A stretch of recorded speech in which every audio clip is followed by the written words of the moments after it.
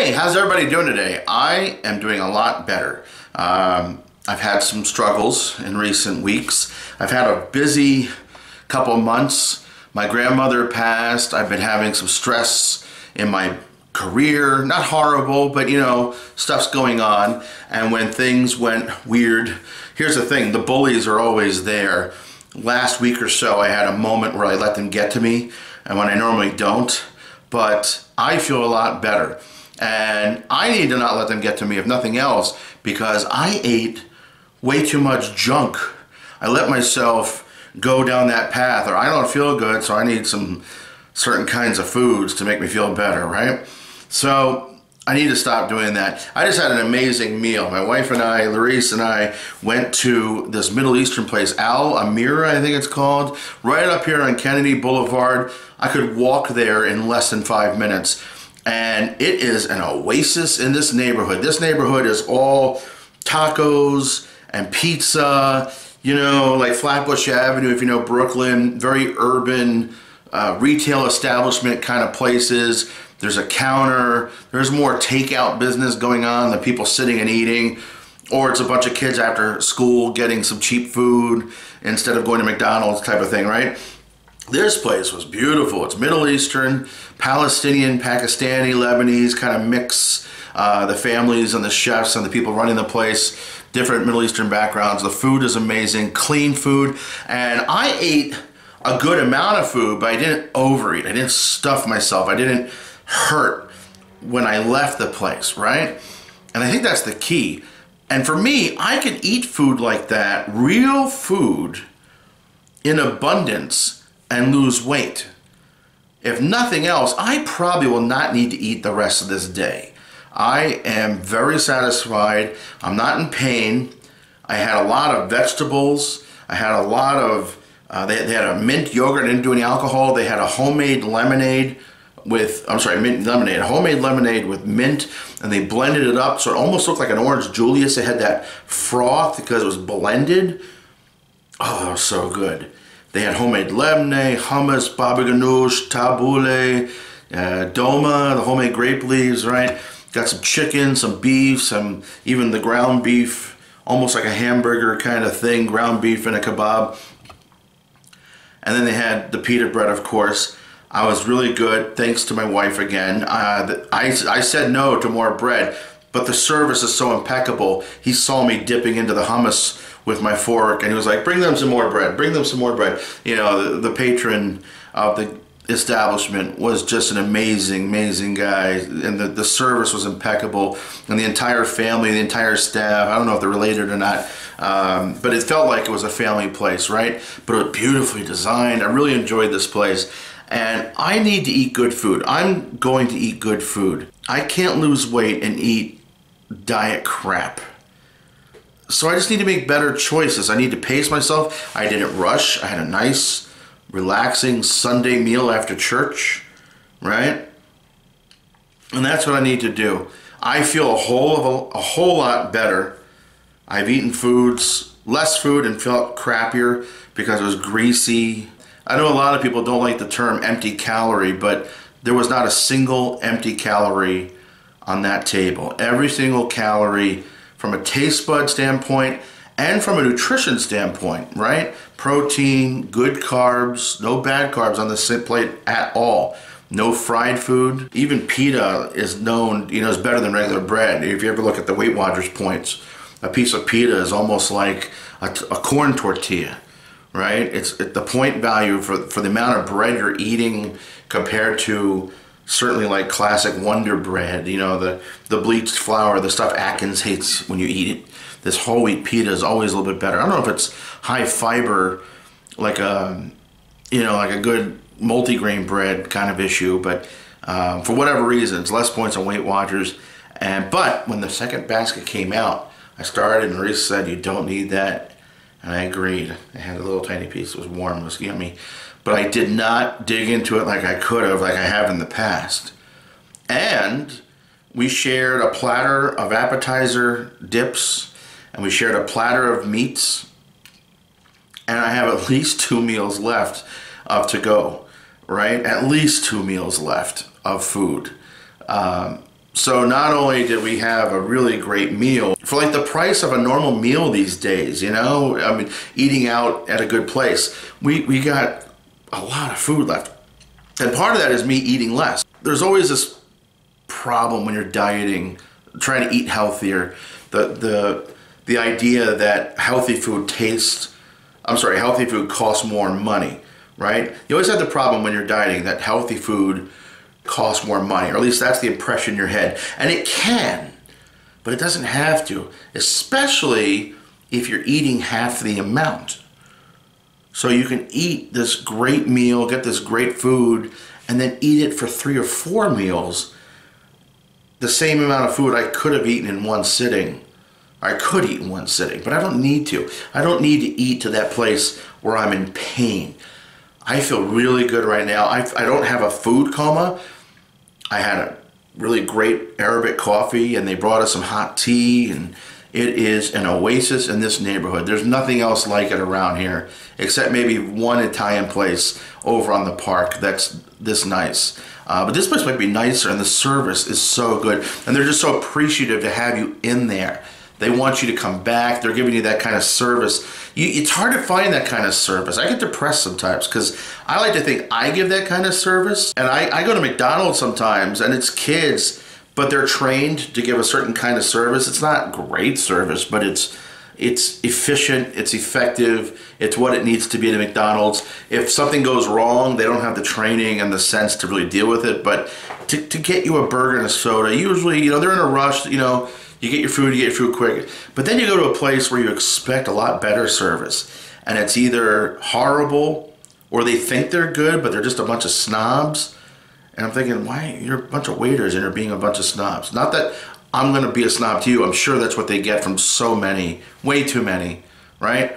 And I'm going to leave you with this. I think one of the problems, I get depressed, and when it finally gets to me, most of the time it doesn't get to me, but the observation I always have that gets to me sometimes, I feel when I go to certain places, people look down on me because I think I'm better than them, which I don't, or they think I'm, you know, I wear a very generic clothing. I have clients I gotta look professional for, so I wear a button-up shirt. But these people that are judging me for thinking I'm better than them, it doesn't happen. You know, you go to certain places, or they think I'm the manager. They assume I'm the manager because I look clean cut, whatnot. Or other places, they look down on you because, you know, the really successful people I know don't do this. It's those wannabe people.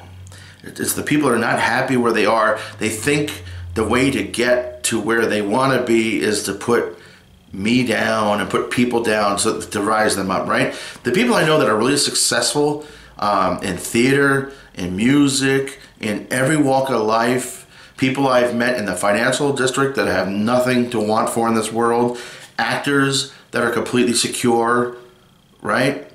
The ones that are successful but insecure, like they're keeping up with the Joneses kind of thing, they always feel like they need to put somebody down. Or there's very few people out there that I can see that are just comfortable being who they are. That's not to say to accept and not have the drive to go further. You know, don't accept your station in life. You know, this is America. Dream big.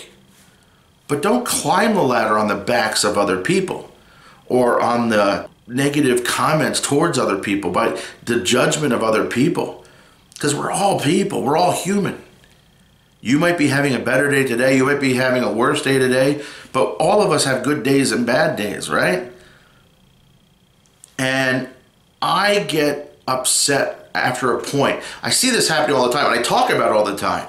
And every once in a while, it's like, oh, I feel like all of my messaging is for nothing, you know? And I know I get people that respond says, oh, Monday motivation, wisdom from Walt, yeah. I'm not trying to say I'm better than anybody else. I see a thing going on, and I see more people being the victim of this. And the thing where they think I'm above them is like they're victimizing themselves. You know, I hate that. Not that it offends me, not that it's making me feel bad or put me in a bad place. Like, you're putting yourself down. You're judging me for like thinking I'm too good or whatever. You know what I mean? Whatever that thing is, that jealousy thing, whatever that thing is. I have friends of all walks of life, financial station, race, creed, nationality, around the world, and I don't understand the need for that other stuff. And that's one of the few things that does get to me after a point. You know, actually the people that come at me on these social media platforms, which is few and far between, there's literally like 3 or 4 people trying to start up trouble. And the only time they ever get to me is when they get to other people, and then I get it, because it exists out there. I'm like, I don't go on their feed. I have no clue who these people are. I don't care. I have way too many friends and great, amazing people that I get to work with every day and see every day and chat with. And the only jealousy and upset thing I have is that I can't, not jealousy, I'm upset that I can't be with these people all the time because they're amazing people. The only reason I see it is because people show it to me, and I've asked people over and pleaded over and over and over. Don't show it to us. Don't show it to No, me. this is not about getting in anybody's case. This is about inspiring everyone. There's negativity out there. We don't need to be another bad news outlet for negativity, right? We don't need to be another source of garbage. We don't need to be perpetuating. We don't need to become the bully because we're the victims. We're only victims if we let ourselves be victims. We are only the victims of garbage if we let that garbage in. Easier said than done, I understand that, but this perpetual talking about what's out there. The same reason I had to turn off news. There's like this much news, maybe a minute or 2 each hour, if that, with all this garbage, right? You go on these social media platforms and people are just regurgitating garbage. I hate that. I get emails from loved ones that's regurgitating propaganda. I'm like, you're intelligent people. You read it once, you realize it's garbage, or you're so angry and upset that you're accepting this line of whatever. So let's stop doing that. I cannot lose weight if I'm not feeling good. I need to feel good about myself, which I do most of the time. Now that's not to say when I feel good, I'm not going to gain weight, because I celebrate with food too. But when I feel good, I can take ownership. It's a lot easier for me to give a crap, right? I need to take ownership of my problem. I'm not going to blame anybody else. But I hope in this journey that we can all lift ourselves out of the garbage, because it's all perception. There's actually very little garbage out there. The problem is we keep talking about the same garbage over and over and over again.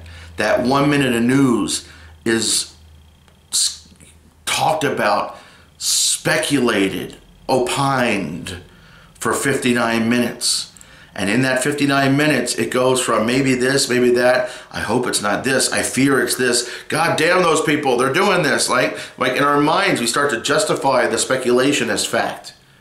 It's the whole reason why these lies on internet become truths to some people. They believe the lies about certain people out there because they hear it over and over again.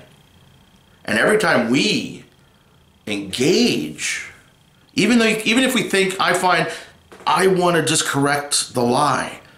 But I found every time I try to do that, there's somebody that in my effort to correct the lie inspires their dig in, right? It's like, oh, we've stirred something, it must be true. And in this post-truth world we live in, engaging, you can't just ignore it, you can't just let it happen on some level, but most of it doesn't affect us, even if it's about us. I've got people out there bullying me and talking about me, smack, lies, and people I love and great friends from around the world lying. I guess if anything, I should be grateful. I am of a stature that people I have never heard of feel the need to talk about me. So I have reached a certain status. The most popular president in the United States of all time maybe had a 60-65% approval rate, right? Maybe in the polls they'd get more of that, but no one gets, barely 50% of the vote, right? When was the last time a president had a solid majority? So even our best presidents, our best leaders, our most inspirational people are lucky to get 55, 60% of the population behind them. And that's sad because there's some amazing missions, there's some amazing voices out there, some amazing messaging that is just lost. People are so angry, they can't listen to positive. They don't trust positive. And I don't blame them on some level, because so much seemingly positive messaging is propaganda, misinformation, manipulation, either to buy this or vote for that. There's so much garbage out there. I just want to inspire everyone that I know and love to don't engage in the garbage. Something the priest said in church today, not in my mass, I came earlier for the children's mass, and the priest said something to the parents that's very similar to what I tell to all my students, adults and kids. They said, when your kid raises your hand, don't cringe. He sees them cringing, like they're going to embarrass them by saying the wrong answer. 5, 6, 7-year-olds, like, Father, I might have an answer, right? And he said, how can they learn if we don't let them make mistakes? He said, let them make mistakes. If they get it wrong, who cares? And he said almost word for word, when I say to the kids, if you make a mistake, who cares? Because 90% of the problems I find, people are so afraid to make mistakes, they don't take risks, they don't do anything. Don't be afraid to make a mistake. Junior high band director said, make big mistakes. Don't be afraid of failure. There is no failure. If you fall on your face, you just got to get up and keep going, which is what I'm doing right now. I'm still in that process of getting up. Twice before, maybe almost 3 times before in my life, I've lost 50 plus pounds. And then some reason or another, screw the excuses, whatever it was, I stopped and I fell off the wagon, right? Well, I'm in that process. In some ways you could say I failed at weight loss, but I'm not giving up. I'm not succeeding either, but it's little baby steps that are going to get me there. And I don't care if you're watching this because you're a friend of mine or you need to lose some weight and you're trying to look for some inspiration. I think whatever it is that you want to do in life, take this lesson with you. It's going to take baby steps. It's going to take a while before you see results.